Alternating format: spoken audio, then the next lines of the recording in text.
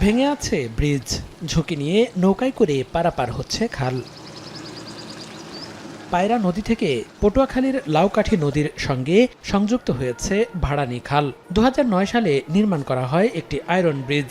2015 সালে পণ্যবাহী কার্গোর ধাক্কায় ব্রিজের একটি অংশ ক্ষতিগ্রস্ত হয়। তবে কয়েক মাসের মধ্যে সংস্কার করে আবারও চলাচলের জন্য খুলে দেওয়া হয়। সবশেষ 2022 সালের জানুয়ারিতে আবারও বালু ভর্তি একটি কার্গোর ধাক্কায় ব্রিজের অর্ধেকটা দুমড়ে মুচড়ে খালে পড়ে যায়। এরপর থেকে আর ব্রিজটি সংস্কারে আলোর মুখ দেখেননি স্থানীয়রা।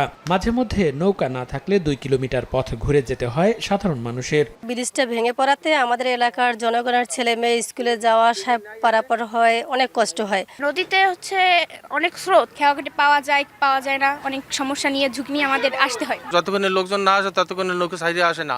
একটা ছাত্রছাত্রী ক্লাস ধরবে করে যাইব, তারা মনে করেন দেখা যায় ওই বসে থাকতে হয়। খেয়া ভরবে, তারপরে এপার ওপার যাবে, তারপরে আমাদের আসতে হবে। এই কারণে আমরা অনেক লেট হয়ে যাই। ইতিমধ্যেই আমার বিদ্যালয়ের শিক্ষার্থীর সংখ্যা কমে যাচ্ছে। দূর থেকে মেধাবীরা আমার বিদ্যালয়ে আসছে না, ছোট ছোট ছেলেমেয়েরা আসতে চায় না। আমি তাই আবারও জোরালোভাবে ঊর্ধ্বতন কর্তৃপক্ষের দৃষ্টি অনুরোধ করছি, যাতে অতি সত্বর এই ব্রিজটি নির্মাণ হয়।